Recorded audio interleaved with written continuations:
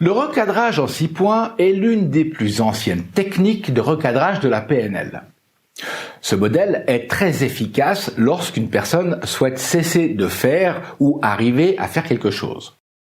Prenons l'exemple de notre commercial qui, lorsqu'il prend son téléphone pour prospecter, se voit stoppé dans son élan par cette autre partie l'invitant à faire une autre chose. On pourrait aussi imaginer que dans cette situation, des maux de tête ou une autre douleur somatique s'installent, ce qui arrive quelquefois. Comme vous le savez, l'objectif de ce recadrage est d'obtenir une autre réponse comportementale, une réponse qui puisse également satisfaire son intention positive.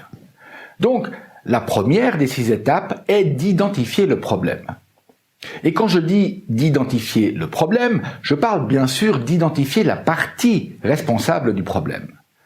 Cette partie de la personne qui donne la réponse comportementale que l'on souhaite modifier.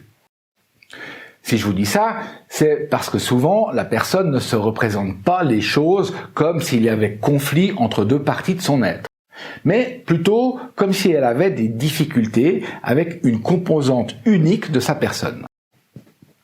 Dans ce cas, elle risque d'être irritée, voire même réellement en colère contre elle-même.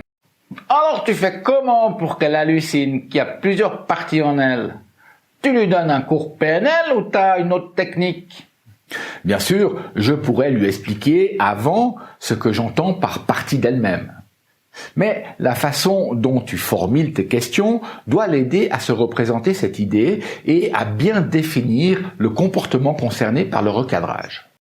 Alors, voilà ce que je lui dis. Si, à chaque fois que vous prenez le téléphone pour prospecter, vous faites autre chose, c'est un peu comme si vous aviez une partie en vous que vous ne contrôlez pas et qui déciderait à votre place, une partie qui agirait malgré vous. Habituellement, la personne trouve ça assez logique pour être d'accord sur ce point. Maintenant que tu t'es assuré que la personne accepte cette idée de partie et que tu as défini qu'une d'elles pose problème, la deuxième étape consiste à entrer en contact avec cette partie. Pour ça, tu demandes à la personne d'entrer en contact avec la partie responsable de ce comportement et de laisser venir à elle un signal. Ce signal peut être une sensation, une voix, un son, une image ou un mouvement. Quel que soit ce signal, il peut être perçu comme ayant un rapport logique ou intuitif avec cette partie. Ouais, mais si je demande à ma femme d'entrer en contact avec la partie d'elle-même qui lui donne des maux de tête, elle va me dire que c'est moi qui dois faire de l'ordre dans ma tête. Elle va rien comprendre de ce que je lui dis. Encore une fois, la façon dont tu vas formuler ta demande a une grande influence. Certaines personnes vont spontanément comprendre ta demande et vont pouvoir accéder à cette partie responsable du problème. Pour d'autres personnes, tu devras les ramener en contexte et ancrer.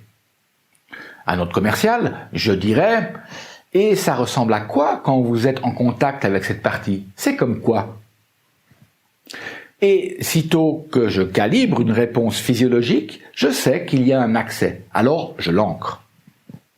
Ça me permettra de réaccéder à cette partie, qu'il soit capable ou non d'y accéder intentionnellement. Maintenant, il s'agit de demander à cette partie si elle est d'accord de communiquer avec la personne à un niveau conscient. Tu dis à la personne, maintenant, entrez à l'intérieur de vous-même et prenez contact avec cette partie de vous. Et lorsque le contact est établi, demandez à cette partie si elle conçoit de communiquer consciemment avec vous. Si oui, qu'elle intensifie son signal, sinon qu'elle le diminue. Attends une minute, si je dis ça à ma femme et qu'elle me dit qu'il ne s'est rien passé, tu fais quoi à ce moment-là? Ok, je suis avec notre commercial et il me dit qu'il ne s'est rien passé. À ce moment-là, je lui dis, décrivez-moi ce que vous ressentez à l'instant présent. Comment vous vous percevez dans votre ressenti? Et dès qu'il me le décrit, je lui dis, revenez au moment où vous tenez le téléphone et j'active mon encre. Sitôt que je calibre la réponse physiologique de l'encre, je dis « Stop ! Décrivez-moi à nouveau votre sensation maintenant ». De toute façon, il y aura une différence entre les deux descriptions.